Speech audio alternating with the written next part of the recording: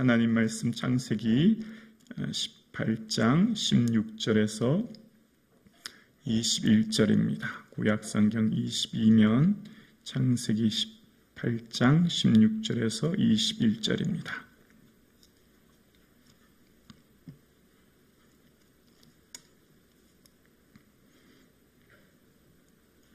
다 같이 한 목소리로 합독하시겠습니다. 그 사람들이 거기서 일어나서 소돔으로 향하고 아브라함은 그들을 전송하러 함께 나가니라. 여호와께서 이르시되 내가 하려는 것을 아브라함에게 숨기겠느냐. 아브라함은 강대한 나라가 되고 천하 만민은 그로 말미암아 복을 받게 될 것이 아니냐.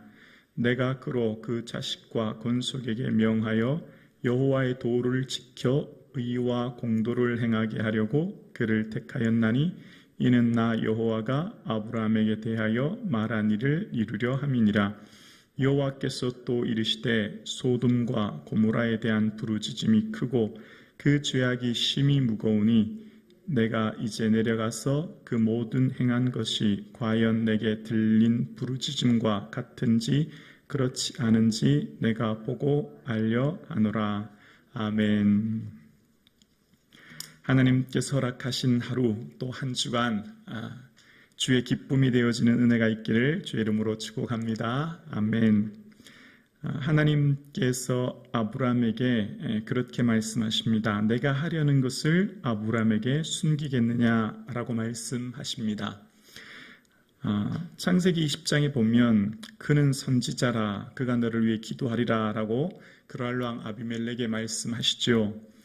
아브라함은 선지자다 부름받습니다. 하나님께서는 자신의 사역을 선지자에게 알리는 것을 알 수 있는데요. 그것은 바로 아모스 3장 7절에 보면 주 여호와께서 자기의 비밀을 그 종 선지자들에게 보이지 아니하시고는 결코 행하심이 없느니라 라고 말씀하셔요.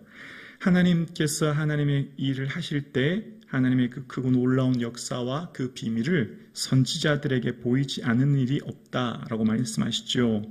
하나님께서는 지금 소돔과 고모라에 대한 소식을 들으셨고 그래서 그 선지자인 아브라함에게 하나님의 마음을 알리시는 것을 알 수 있습니다. 그리고 하나님께서는 하나님이 원하시는 공동체, 하나님이 원하시는 나라는 어떤 나라가 되어야 되는지에 대해서 18절과 19절에 대해서 말씀하시면서 여호와의 도, 하나님의 말씀을 지키는 의와 공의를 행하는 공동체를 하나님 원하신다라고 하시면서 의, 올바른, 바른 공동체, 정의라고 하는 판결이 올바르고 행하지는 공동체, 그것을 원하신다 말씀하시는 것을 알 수 있습니다. 하나님의 공의가 행해지는 공동체는 잘 알 수 있는 척도, 하나님이 다스리시는 공동체의 그 척도의 기준은 그 땅에 가난한 자가 있는지 없는지를 보면 알 수 있는데요. 그것은 신명기 15장 4절 5절에 보면 만일 내 하나님 여호와의 말씀을 듣고 내가 오늘 내게 내리는 그 명령을 다 지켜 행하면 모세를 통하여서 가나안 땅에 들어가는 이스라엘 백성들에게 설교하는 내용이 신명기죠. 하나님 말씀을 다 지키고 행하면 이라고 하시면서 내 여호와께서 내게 기업으로 주는 그 땅에서 내가 반드시 복을 받으리니 너희 중에 가난한 자가 없으리라 라고 말씀하십니다. 하나님 말씀만 잘 지켜 행하면 결코 가난한 자가 없게 된다라고 말씀하시는 거죠. 하나님이 다스리시는 공동체 특징은 하나님께서 함께 하시는 그 말씀을 따라 사는 공동체의 특징은 가난한 자가 없게 되는, 모두가 다 주님 안에 하나가 되어지고 공평한 세상이 되어진다는 것을 말씀하십니다. 그것이 언제 이루어집니까? 그것이 바로 성령님이 임재한 직후인 사도행전에 등장합니다. 사도행전 4장에 보면 한 마음과 한 뜻이 되어 서로 물건을 통용하는 것 기억나시죠? 그때 사도행전 4장 34절에 보면 그 중에 가난한 사람이 없으니 라고 말씀하고 있습니다. 하나님이 다스리시는 공동체, 또 그 말씀 따라 사는 공동체의 특징은 가난한 자가 없어지는, 그것이 바로 하나님의 공의라는 것입니다. 하나님께서 함께 하시는 공동체의 특징이 모든 사람이 주님 안에 평등한 삶을 살아가게 됨을 말씀하시죠. 그러면서 하나님께서는 하나님이 원하시는 공동체에 대해서 말씀하셨고, 그 뒤에 하나님께서는 소돔과 고모라에 대한 부르짖음에 대해서 말씀하십니다. 20절 함께 한번 보실까요? 20절 보시면 함께 고백할까요? 여호와께서 또 이르시되 소돔과 고모라에 대한 부르짖음이 크고 그 죄악이 심히 무거우니. 하나님께서 생각하시는 심판은 죄의 무게가 차면 심판이 임한다라는 것인데요. 특별히 성경에서 죄라는 표현을 쓸 때 한 가지 특징이 있습니다. 죄에 대한 특징은 무거움이라는 거예요. 무거움. 오늘 본문 20절에도 보면 그 죄악이 심히 무거우니라고 기록되어 있죠. 죄의 특징은 무거움이라는 겁니다. 이것은 구약과 신약에서 종종 나타나는 표현인데요. 다윗은 시편 38편 4절에 내 죄악이 내 머리에 넘쳐 무거운 짐 같으니 내가 감당할 수 없나이다 라고 고백해요. 죄의 특징은 우리를 무겁게 한다는 것입니다. 짓누른다는 거예요.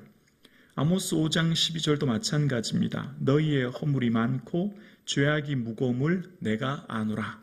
우리 인생에 고통스럽게 하고 짓누르게 하는 것은 뭐라고요? 죄악이라는 겁니다. 죄의 특징은 우리를 무겁게 짓누른다는 거예요. 그래서 히브리서 12장 1절에도 보면 모든 무거운 것과 얽매이기 쉬운 죄를 벗어버리고 라고 표현하고 있어요. 죄의 특징 한 가지는 우리를 짓누르고 우리를 고통스럽게 한다라고 하는 것을 알 수 있습니다. 그래서 하나님께서는 가인이 범죄한 후 심판에 대해서 말씀하실 때 내 죄의 벌이 지기가 내게 무거우리라 라고 말씀하십니다. 우리의 삶을 무겁게 짓누르는 것은 우리가 생각하는 현실의 고난과 문제와 삶의 어려움 같지만 사실 그 중심에는, 그 근본 뿌리에는 뭐가 있다고요? 죄가 있다는 것입니다.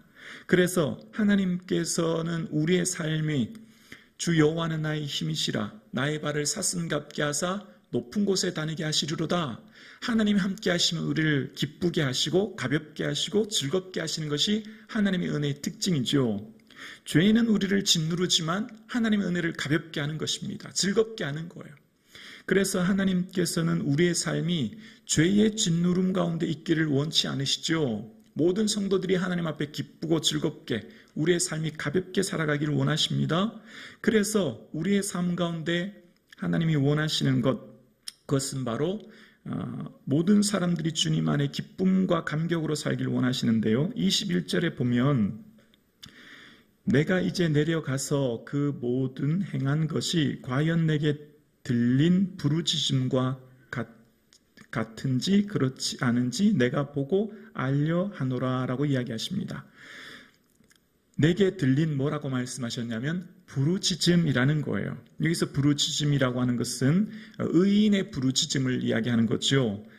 베드로후서 2장 6절에 보면 무법한 자들의 음란한 행실로 말미암아 고통당하는 의로운 롯을 건지셨다라는 표현이 있죠. 그러니까 의인의 부르짖음은 하나님께서 반드시 말씀에 보면 의인의 부르짖음 뒤에 따라오는 상용 단어가 있어요. 바로 응답이라는 거예요. 들으심이라는 거예요. 그러니까 부르짖음이라고 한 말이 나오면 말씀을 한번 읽어보실 때, 묵상하실 때 공통적인 특징 하나가 있습니다. 그것이 뭐냐면 들으심이라는 겁니다. 부르짖음은 의인의 부르짖음, 의인의 눈물 앞에 하나님은 가만히 계시는 분이 아니라는 거예요. 하나님께서 행하시는 일들을 보면 우리는 출애굽기 3장도 기억나지 않습니까? 부르짖음이 내게 달하고 내가 감독자들의 말미암아 부르짖음을 듣고 그 근심을 알고 라고 하는 표현 기억나시죠? 사무엘상 9장에도 보면 하나님께서 사울왕을 세우실 때 내 백성의 부르짖음이 내게 상달되었으므로 내가 그들을 돌보아노라 하셨더라 라고 말씀하시면서 사울왕을 세우십니다. 사무엘상 22장 7절에도 보면 그 성전에서 내 소리를 들으시며 나의 부르짖음이 그의 귀에 들렸도다라고 기록됩니다. 다윗이 하나님 앞에 기도할 때 하나님 앞에 부르짖는 기도, 그러니까 시편에도 수많은 시편 기자들의 기도 내용이 기록되어 있는데요. 내가 여호와를 기다리고 기다렸더니 귀를 기울이사 나의 부르짖음을 들으셨도다. 시편 40편 1절입니다. 여호와여 내 기도를 들으시고 나의 부르짖음을 주께 상달하소서. 나의 괴로운 날에 주의 얼굴을 내게 숨기지 마시고 주의 귀를 내게 기울이사 내게 부르짖는 날에 속히 내게 응답하소서. 시편과 구약의 수많은 내용들 한번 보십시오. 부르짖음 뒤에는 반드시 들으심, 응답이 기록되어 있어요. 여러분, 예레미야 33장 3절, 너는 내게 부르짖으라. 내가 내게 응답하겠고. 하나님께서는 부르짖는 자에게 가만히 계시는 분이 아니에요. 의인의 눈물과 고통, 그 부르짖음 앞에 반드시 응답하시는 분이 하나님이신 것을 우리는 말씀을 통해 깨닫습니다. 오늘 저와 여러분의 부르짖음에는 하나님께서 들으시고 귀를 기울여 들으시고 응답하시는 좋으신 하나님이신 줄 우리는 믿습니다. 하나님께서 행하시는 일들을, 특별히 하나님의 마음은 부르짖는 자에게 있어요. 하나님의 눈길과 하나님의 마음은 하나님을 바라보며 하나님께 간구하고 눈물로 부르짖는 자에게 하나님께서는 은혜 내려주신다는 것을 알 수 있습니다. 사랑하는 성도님, 오늘 저와 여러분의 삶에 그 어떤 문제를 가지고 이 자리에 고개를 숙이십니까? 우리의 부르짖음은 주님께서 다 응답해 주시는 은혜가 있는 줄로 믿습니다.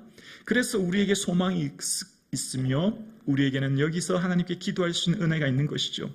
오늘 우리의 삶 가운데 어떠한 어려움과 힘듦과 고난이 있을지라도 하나님께서는 하나님의 사랑하는 자녀들의 부르짖음을 결코 외면하지 않으십니다. 하나님께서 사랑하는 자녀들을 향한 그 부르짖음을 기억하시며 응답하시는 하나님 앞에 기도하시는 이 새벽 되어질 수 있기를 주의 이름으로 축원합니다. 여호와여 나의 부르짖음이 주 앞에 이르게 하시고 주의 말씀대로 나를 깨닫게 하소서. 수많은 시편 기자의 고백들처럼 오늘 우리가 간절히 주께 부르짖고 간구하는 이 시간, 이미 우리의 모든 기도가 주께 응답되었음을 믿고 감사하고 기뻐하는 이 아침 되어질 수 있기를 주님의 이름으로 축복합니다.